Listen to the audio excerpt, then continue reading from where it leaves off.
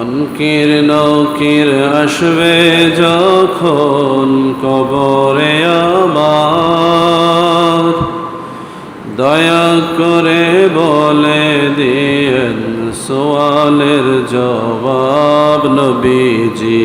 আল্লাহ আল্লাহ লা ইলাহা ইল্লাহু আল্লাহ আল্লাহ আল্লাহু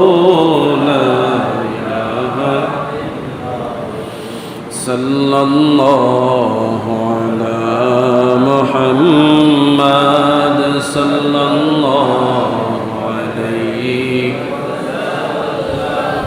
সাল্লাল্লাহু